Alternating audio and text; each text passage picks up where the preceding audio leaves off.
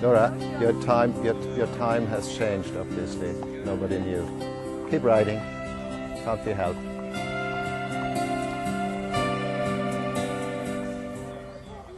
I have a poultice kit. I use a baby's nappy and masking tape to do that, personally.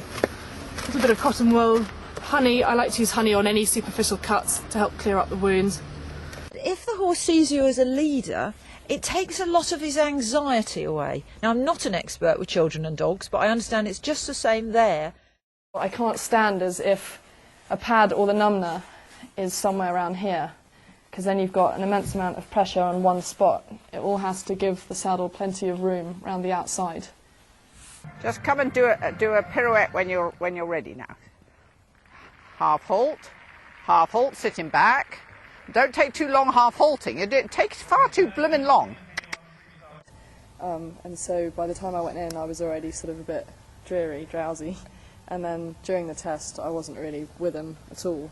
And by the time I came out, I did managed a couple of interviews, and then I briefly fainted. Yeah.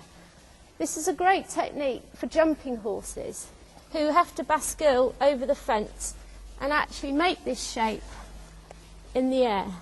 Good boy.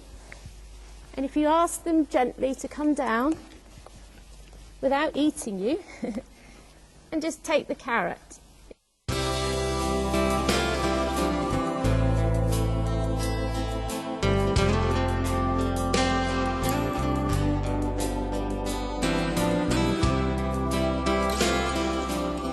And always bandage with the fibre and the bandage going towards the back. I always make sure that the ends of my fibre start on the flat sides of the leg, not on the fronts, so there's no pressure points on these sensitive areas. This little ring always direction to the back of the horse, and then you turn it with your thumb outside and you hang it on, and then you have it nice and tidy, and it is really comfortable for the horse. You can also, if they get their willy out to have a wee, pick off any nasty excess flaky bits, but we tend not to do too much with the actual willy because it's sort of a natural cleaning process of the horse anyway. And I looked at several other horses as well, but fell in love with his temperament. He had such a kind eye, and he didn't have as big as movement as some of the others, but they had small little piggy eyes, and I just loved him instead. If you have control of the horse's feet, if you think about it, you have control of the whole horse.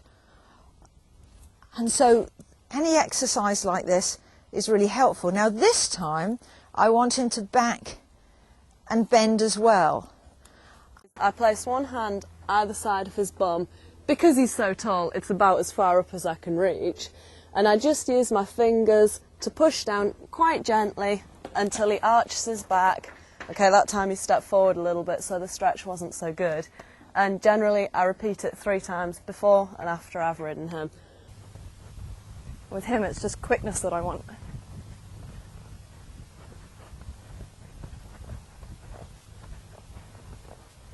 Good boy. Because eventually he'll need that quickness and that strength in the hind leg to be able to piaffe and passage.